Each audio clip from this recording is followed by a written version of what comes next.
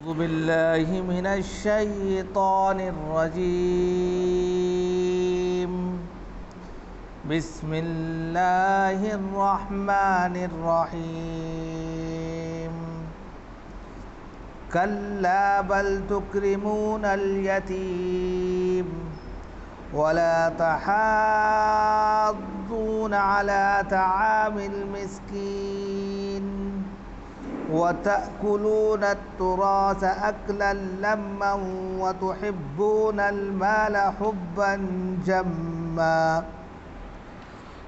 كلا إذا دكت الأرض دكا دكا وجاء ربك والملك صفا صفا وجيء يومئذ بجهنم يومئذ يتذكر الإنسان وأنى له الذكرى يقول يا ليتني قدمت لحياتي فيومئذ لا يعذب عذابه أحد ولا يوثق وثاقه أحد يا أيتها النفس المطمئنة ارجعي إلى ربك راضية مرضية فادخلي في عبادي وادخلي جنتي صدق اللہ العظیم. محترم بزرگوں اور دوستوں، دینی اور ایمانی بھائیوں، اللہ رب العزت کا شکر ہے، اس کا کرم ہے کہ اس نے ہمیں نماز عشاء کے ساتھ ساتھ درس قرآن میں بیٹھنے کی بھی توفیق عطا فرمائی. حضرات، سورۃ الفجر مکیہ کی آپ کے سامنے تفسیر بیان کی جا رہی ہے. اس سے پہلے والے ہفتے میں سورۃ الفجر مکیہ کی 16 آیتوں کی تلاوت کی گئی تھی اور ان کا ٹرانسلیٹ اور اس کی تفسیر پوری بیان کر دی گئی تھی. اب اس کے بعد آگے کا جو مرحلہ ہے 17 آیت سے لے کر 30 آیت تک اس کی تلاوت آپ کے سامنے کی گئی ہے. اس کا پہلے ترجمہ پیش کیا جاتا ہے اور پھر اس کی تفسیر آپ کے سامنے پیش کی جائے گی. تو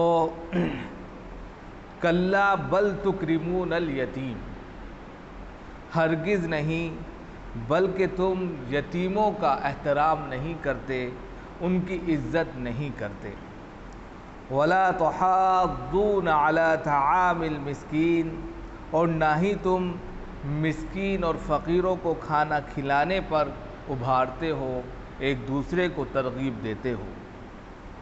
وَتَأْكُلُونَ التُّرَاثَ أَكْلًا لَمًّا، اور تم میراث کو سمیٹ سمیٹ کر کھا جاتے ہو. یعنی مردہ جب انسان ہو جاتا ہے، اس دنیا کو چھوڑ کر چلا جاتا ہے، تو اس کی میراث جو ہوتی ہے اس کو سمیٹ سمیٹ کر کھا جاتے ہو، نگل جاتے ہو، اور حلال اور حرام کی تمیز بھی اس میں نہیں کر پاتے. وَتُحِبُّونَ الْمَالَ حُبًّا جَمًّا، اور مال سے آخری درجے کی محبت کرتے ہو، بہت زیادہ مال سے محبت کرتے ہو. کلا اذا دکت الارض دکن دکا، ہرگز نہیں جب زمین ریزہ ریزہ کوٹ کوٹ کر برابر کر دی جائے گی، ہموار کر دی جائے گی. وجاء ربک والملک صفا صفا، اور تمہارا رب آئے گا. اس میں دو معنی کہ رب آ گیا یعنی رب کا حکم آئے گا، اور ساتھ ہی ساتھ فرشتے صف بصف کھڑے ہوں گے. وَجِیءَ یومئذ بجہنم، اس دن جہنم کو بھی لایا جائے گا. یومئذ یتذکر الانسان وانى له الذکریٰ، اس دن انسان متوجہ ہوگا، نصیحت حاصل کرے گا، لیکن اب متوجہ ہونا اور نصیحت حاصل کرنا کوئی فائدہ نہیں.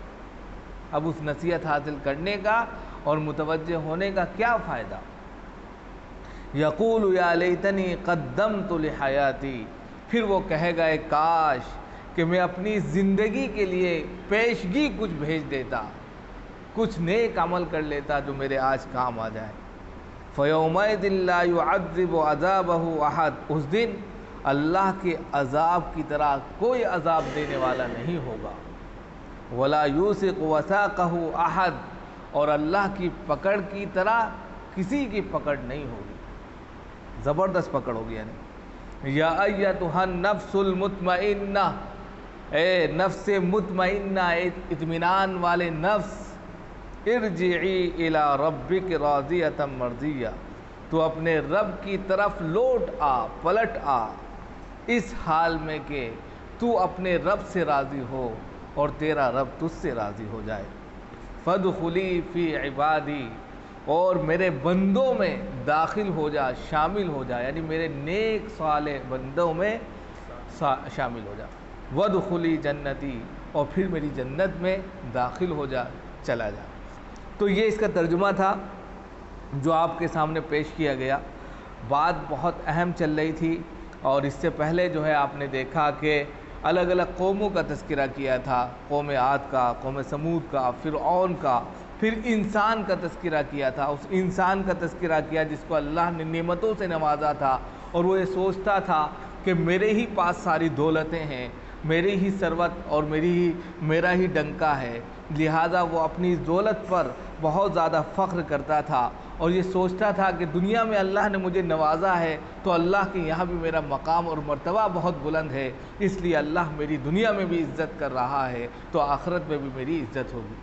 دوسرا ایک موقع یہ تھا کہ اللہ نے ایک شخص کو بہت دیا تو وہ دنیا میں اس کی خوش فہمی میں مبتلا ہو کر بالکل یعنی کہ غلط بات سوچنے لگا، اور ایک شخص کو کچھ بھی نہیں دیا، کنگال بنا دیا، آزمائش کے طور پر ہم نے اس کے لیے روزی کو روک لیا، تو اس نے کہا کہ میری اہانت کی، میری توہین کی اللہ نے، مجھے کوئی عزت نہیں دی، لہٰذا یہ بدگمانی کی بنیاد پر جو ہے شکار ہو گیا اس بات کا کہ اللہ اس کی پکڑ کرے. اب اسی کو کہہ رہے ہیں کہ ایک شخص کو تو ہم نے دیا، اور اس شخص کو دینے کے بعد وہ شخص جو ہے کیا کہہ رہا ہے کہ میں دنیا میں بھی عزت دار ہوں، آخرت میں بھی عزت دار ہوں. ایک شخص کو نہیں دیا تو دنیا میں وہ ذلیل ہو گیا، اگر یعنی کہ بے عزت ہو گیا، تو وہ کہہ رہا ہے کہ یہ اللہ سے بدگمانی کر بیٹھا، صبر اور شکر کا دامن چھوڑ دیا.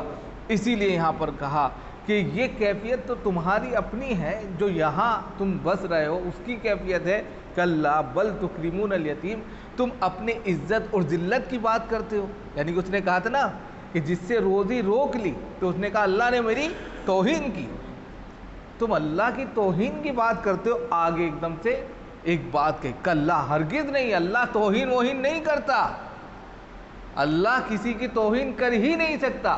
یہ تو تمہارے ذہن میں بدگمانی گھس آئی ہے کہ ہم نے کسی سے روزی روک لی تو اللہ توہین کر رہا ہے، بلکہ یہ تو آزمائش ہے. اس آزمائش پر اترو گے تو خود بخود اللہ کی طرف سے فراوانی آئے گی، خود بخود اللہ اور زیادہ تمہیں دے گا. لہذا کلا ہرگز نہیں، اللہ نے کسی کی توہین نہیں کی ہے. اور پھر کہا بل لا تکرمون الیتیم، ارے اصل تو تم توہین کرتے ہو. یتیم لوگ تھے وہاں پر، بڑے بڑے حادثات ہوتے تھے، ڈاکہ زنی چلتی تھی، لوٹ مار ہوتی تھی، والدین کام آ گئے، اب چھوٹے چھوٹے بچے تھے یتیم ہو جاتے تھے. کفار مکہ میں بہت یتیم تھے، آپ صلی اللہ علیہ وسلم خود یتیم تھے. ایسے میں یہ لوگ کیا کرتے تھے، یتیموں کی کوئی عزت نہیں کرتے تھے. انہی کا کہ تم بات کر رہے ہو اس بات کی کہ اللہ نے توہین کی، تم خود کتنی یتیموں کی عزت کر رہے ہو. تو اسی وقت اللہ ہرگز نہیں، بلکہ تم نے یتیموں کو بے عزت کیا ہے، ان کا اکرام نہیں کیا، ان کی عزت نہیں کی، ان کا احترام نہیں کیا، تم ہماری بات کر رہے ہو. اور پھر کیا کہا مزید آگے، یعنی کہ تم یتیموں کے ساتھ میں خیر خواہی نہیں کرتے، جبکہ جناب محمد رسول اللہ صلی اللہ علیہ وسلم کی تعلیم کیا ہے کہ جس گھر میں یتیم ہو، حدیث ہے، جس گھر میں یتیم ہو اس یتیم کے ساتھ میں گھر والے حسن سلوک کرتے ہوں، جس طرح خود کھاتے ہوں اس کو کھلاتے ہوں، جس طرح خود پہنتے ہوں اس کے ساتھ میں وہ عمل کرتے ہوں، تو وہ کل قیامت میں یعنی کہ جو اس کا کفیل ہے وہ اور میں دونوں برابر ہیں. یعنی اس طریقے سے انگلی سے اشارہ کرے بتایا کہ وہ مجھ سے قریب ہوگا. اور جس گھر میں یتیم کے ساتھ میں بدسلوکی کی جاتی ہو اور اس کے ساتھ میں انصاف نہ کیا جاتا ہو تو اس کے لیے دردناک عذاب ہے. تو وہاں پر سب سے زیادہ یتیموں کے ساتھ میں کھلواڑ ہو رہا تھا، اس کی طرف اشارہ کرتے ہوئے بتایا کہ تم عزت اور ذلت کی بات کر رہے ہو، تم خود بتاؤ یتیموں کے ساتھ ان کے کفیل بنے بیٹھے ہو، تم کتنا انصاف کر رہے ہو، تم ان کی جو ہے کتنی دیکھ بھال کر رہے ہو، تم ان کے مالوں میں کیا ان کے حقوق کا تذکرہ کر رہے ہو اور پاسداری کر رہے ہو، سب کچھ کہہ دیا۔ اور مزید کیا کہا، وَلَا تَحَاضُّونَ عَلَىٰ طَعَامِ الْمِسْكِينِ۔ ارے اللہ نے اب یہ ان کو کہہ دیا گیا جن کو نوازا تھا، جن کو اللہ نے دیا تھا، خوش فہمی میں مبتلا تھا، کہنے کہ ارے تمہاری کنڈیشن اور حالتیں تو ایسی ہے کہ مسکین غریب فقراء ہیں، ان کو کھانا کھلانے پر ایک دوسرے کو ترغیب تک نہیں دیتے، سب خود پیٹ بھر کے کھا گئے۔ اسلام کی سب سے اچھی تعلیم دو ہیں، افشوا السلام واطعموا الطعام، سلام کو پھیلاؤ اور کھانا کھلاؤ، یہ اسلام کی بنیادی تعلیم ہے، اس کو سب نے بھلا دیا۔ اب اسی کی طرف اشارہ ہے کہ اگر اللہ نے تمہیں مال اور دولت سے نوازا ہے اور خوش فہمی میں مبتلا ہو کہ ہم دنیا میں راجا ہیں اور آسمان میں بھی راجا ہی ہوں گے، تو یہ غلط فہمی ہے آپ کی، لہذا اس غلط فہمی کو اس طرح دور کیا جاتا کہ جو مسکین ہیں، غریب ہیں، فقیر ہیں، فقراء ہیں، ان کے کھانے کا نظم کرتے، خود بھی کرتے اور دوسروں کو ترغیب دیتے، بھیا کھلاؤ، اچھی بات نہیں ہے۔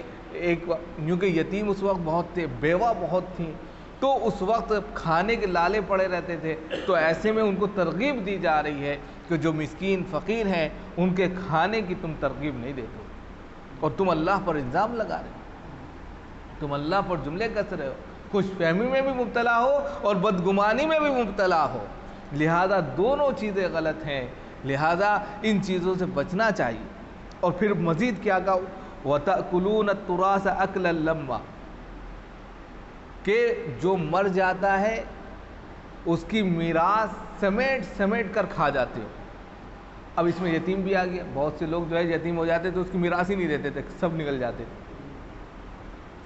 جیسے مثال کے طور پہ ایک بچے کے والدین چلے گئے، اب چھوٹا سا بچہ ہے، اس کی پوری جائیداد ہے، مال دولت ہے، سب اڑا دیا، ختم کر دیا، کہ سمیٹ سمیٹ کے تم لوگ کھا جاتے ہو، اس کو نہیں دیکھ رہے ہو، اور اللہ پر ذرا سا وہ اللہ نے آزمائش کر لی تو اس پر جو ہے ایک دم سے تکیہ کر بیٹھے کہ یہ کر دیا اور وہ کر دیا۔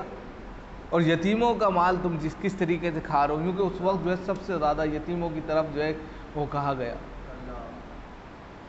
تو توجہ دلائی گئی کہ یتیموں کا جو مال ہے اس کے اندر جو میراث ہے تو اس میراث میں صحیح تقسیم ہونی چاہیے۔ اب میراث جب تقسیم ہوتی تھی اس میں بھی صحیح حصہ نہیں لگاتے تھے، بڑا بھائی ہے تو سارا لے گیا، بہنوں کو دیا ہی نہیں، میراث کی تقسیم بھی صحیح نہیں ہوتی تھی، حلال اور حرام کی کوئی تمیز نہیں رکھی جاتی تھی وہاں پر، اور ہر اعتبار سے ہر شخص جو چاہتا تھا کہ میں سمیٹ لوں، سمیٹ سمیٹ کر اس کو جو ہے کھانے کی فکر میں لگتا تھا۔ وَتُحِبُّونَ الْمَالَ حُبًّا جَمًّا، اور جب سمیٹتا تھا تو مال کی محبت آخری درجے بڑھ جاتی تھی، اور تم مال سے بے انتہا محبت کرتے ہو، یہاں تک نہیں دیکھتے کہ یہ جائز ہے یا ناجائز ہے، تمہارے لیے حلال ہے یا حرام ہے، بس مال آ جائے اور تجوری میں بڑھ جائے۔ لہذا میراث کی صحیح تقسیم تم نہیں کر رہے ہو، مال جہاں سے آ جا رہا ہے سمیٹ دے رہے ہو، اس کے باوجود تم الزام یہ دھر رہے ہو کہ اللہ نے ہماری توہین کی، حالانکہ توہین تو تم خود کر رہے ہو۔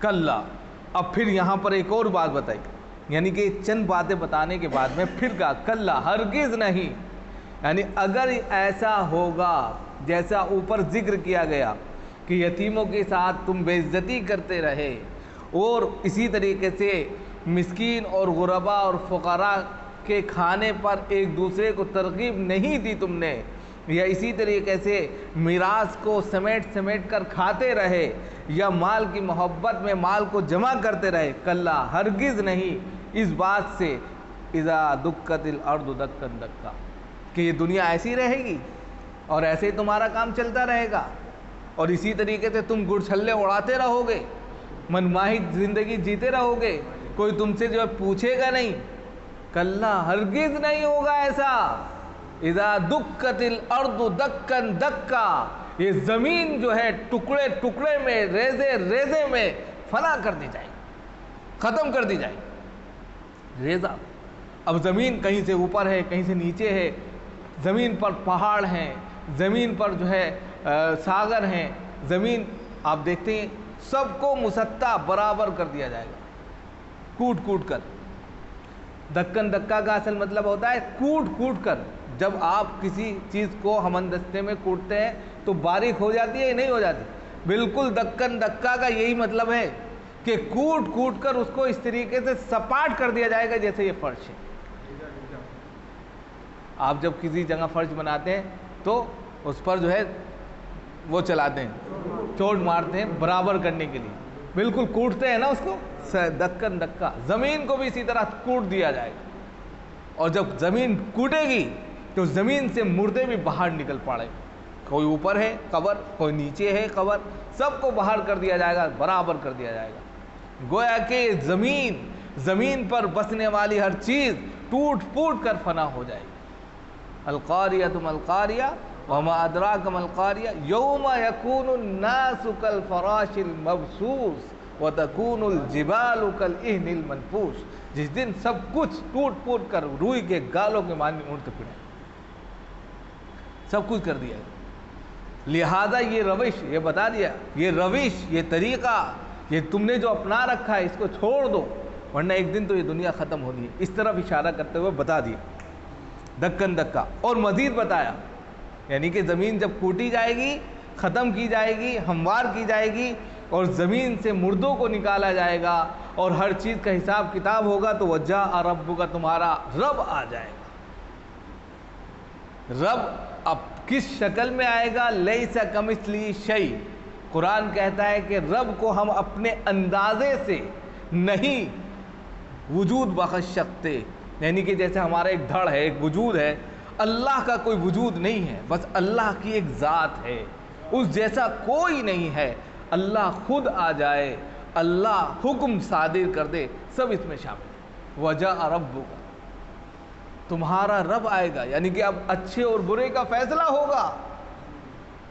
جو تم نے صحیح کیا صحیح کا پھل ملے گا, غلط کیا تو غلط پر سزا ملے گی. رب خود آ رہا ہے.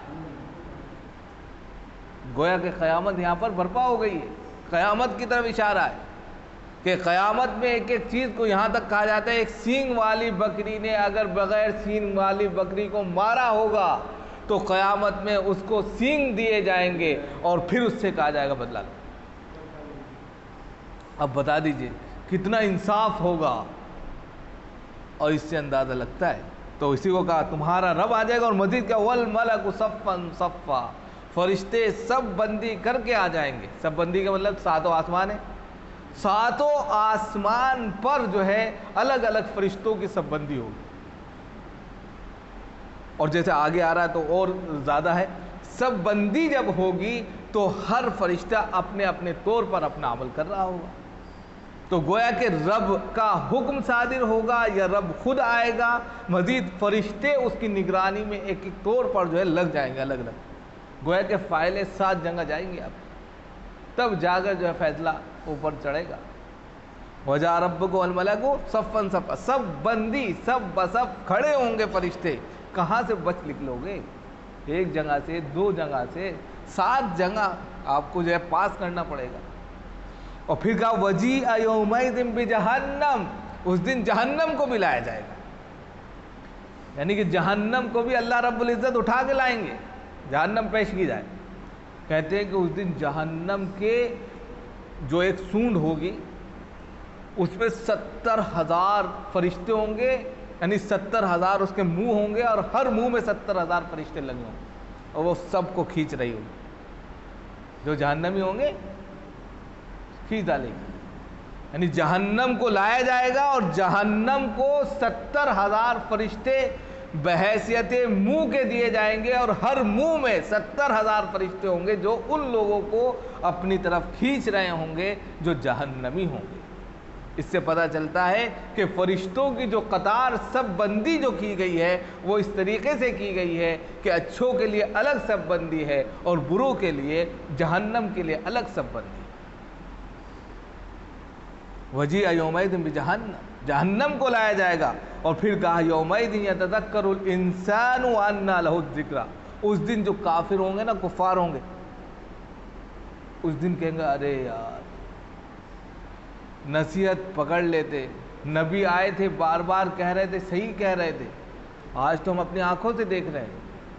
تو اسی دن اس کے لیے کہا گیا اس دن انسان متوجہ ہوگا، نصیحت حاصل کرے گا، ان باتوں کو یاد کرے گا جو نبی پیغمبر رسول آ کر ان سے کہتے تھے کہ ایک اللہ کی عبادت کرو، اس کے ساتھ کسی کو شریک مت کرو، وہی تمہارا ایشور ہے، وہی تمہارا گوڑ اور بھگوان ہے، وہی اللہ ہے، اس کے علاوہ کوئی نہیں ہے۔ یہ باتیں وہ کہتے تھے، وَلَا تُشْرِكُوا بِهِ شَيْئًا، یہ بار بار کہتے رہے، ہر نبی آ کر کہتے رہے وَاعْبُدُوا اللَّهَ وَلَا تُشْرِكُوا بِهِ شَيْئًا۔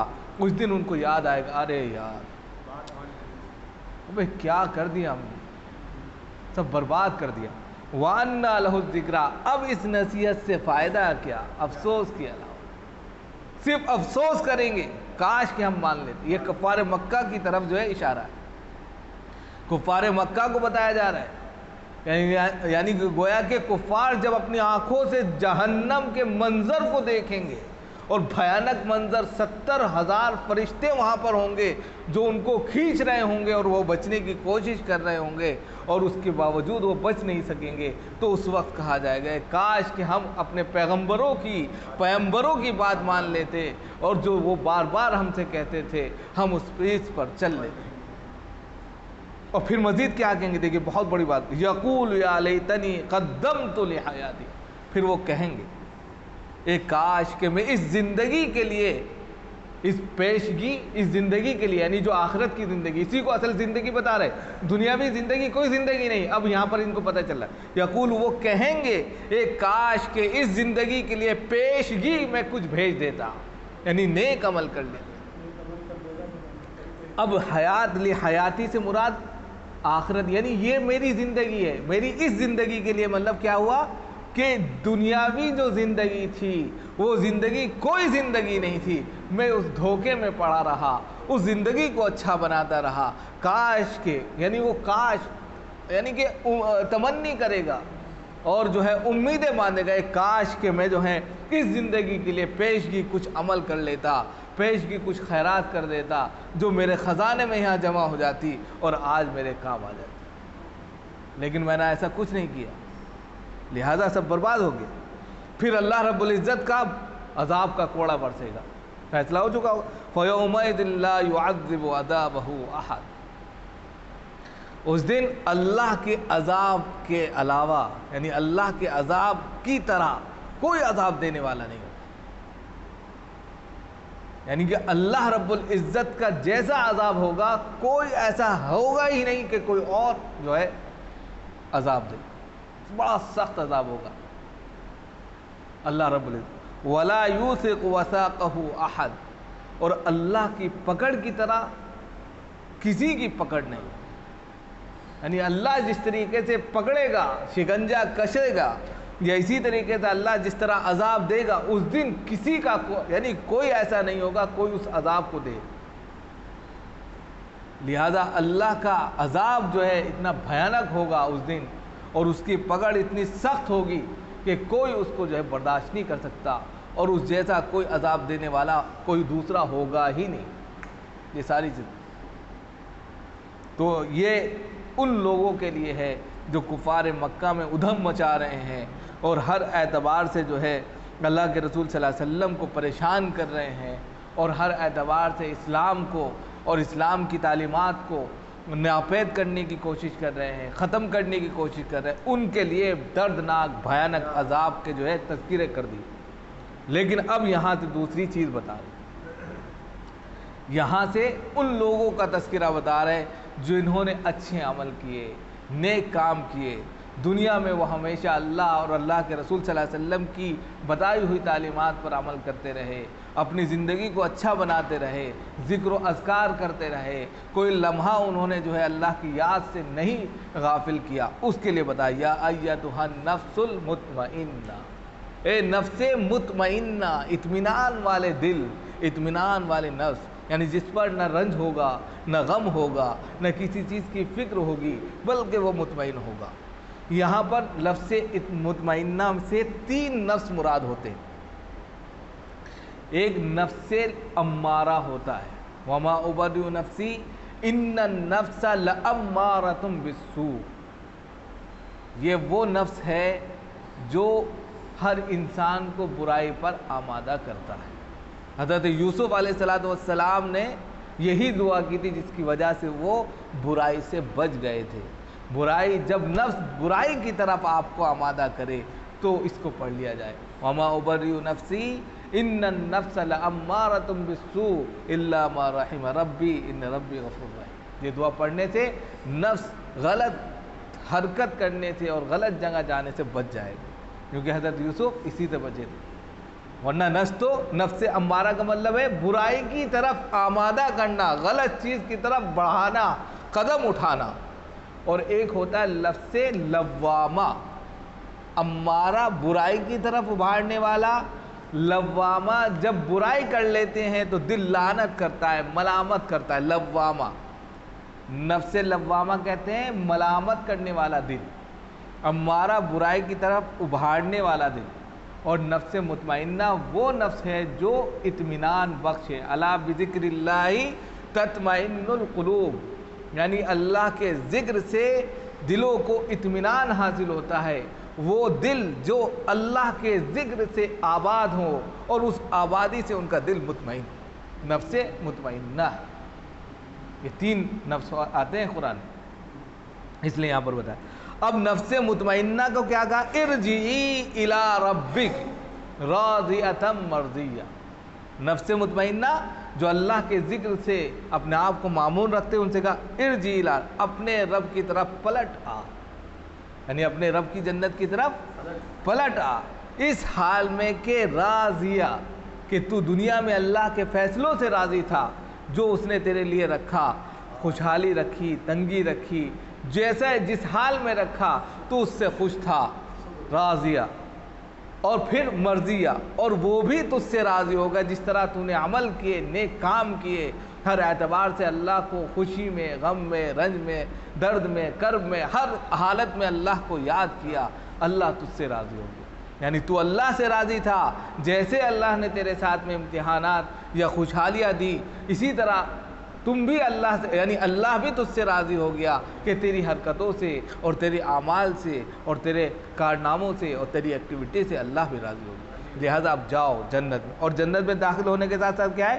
فَادْخُلِي فِي عِبَادِي، عبادی کا صالحین یہاں پر مراد، میرے نیک بندوں میں شامل ہو جاؤ، یعنی کہ جاؤ اور نیک بندوں میں جا کر شامل ہو جاؤ۔ اور شامل جب نیک بندے میں ہوں گے ان کا ٹھکانہ کیا ہوگا؟